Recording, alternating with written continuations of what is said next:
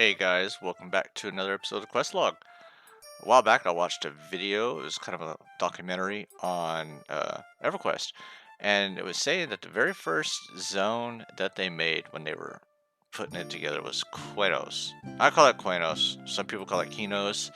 I've always called it Qeynos ever since I started playing, so that's what I'll continue to call it. If I'm wrong, I'm sorry, but that's just what I call it.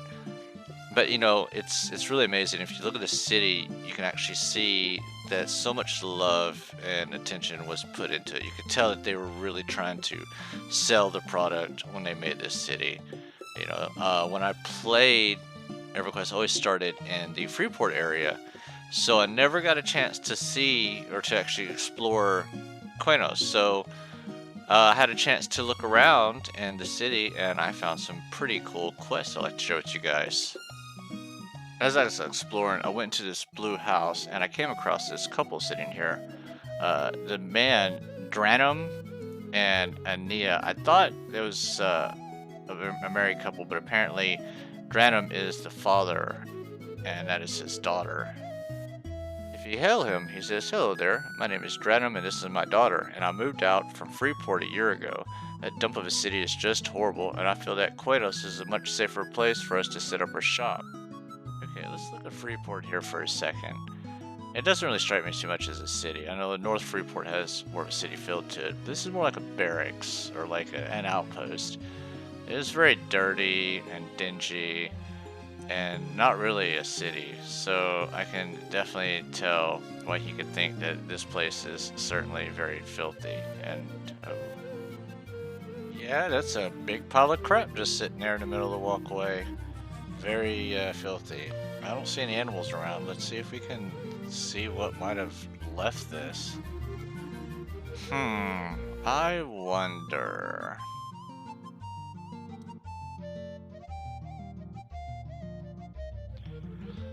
Back to Drenham. If you ask him who Ania is, he's saying that it's his beautiful daughter, and a lot of men were trying to win her hand in marriage, and no one lived up to his standards. And he wants her to marry a nobleman or a wealthy merchant and not some lowly bard like Behuro. Apparently she's been seeing this bard.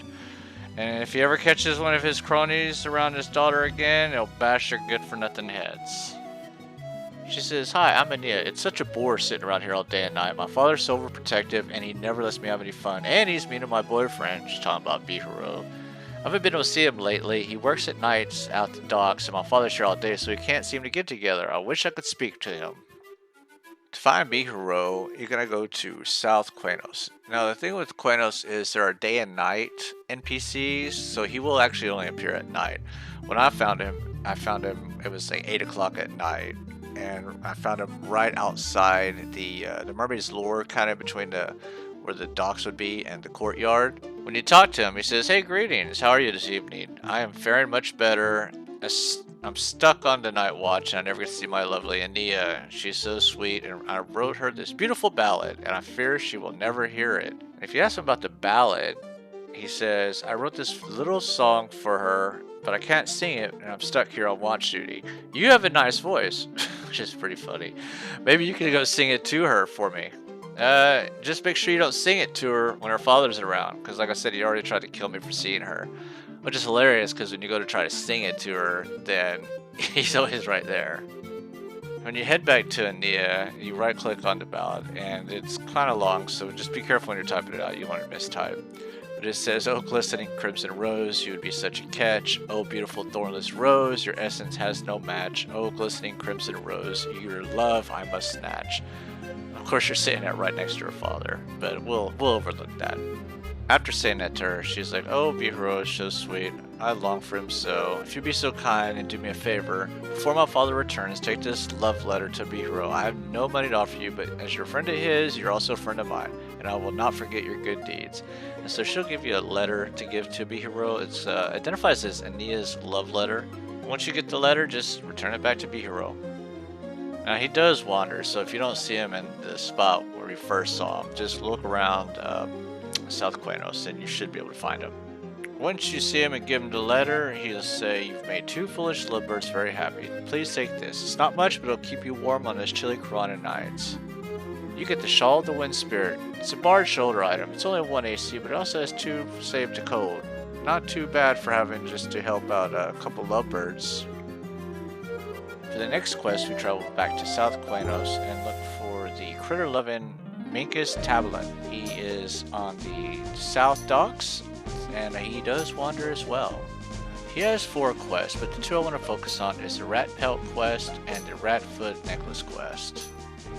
When doing the Rat Pelt Cape quest, you're going to need to get 3 giant rat pelts. You can find them in Qeynos Hills just outside the zone line of Qeynos.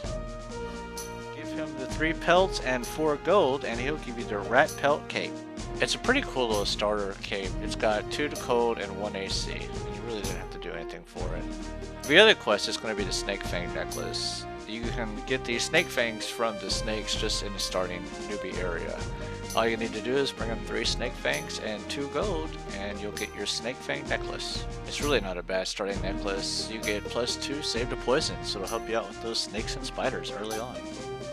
But final quest, we need to find Guard Windbeam. He's on the day cycle, and you'll normally find him patrolling by the docks.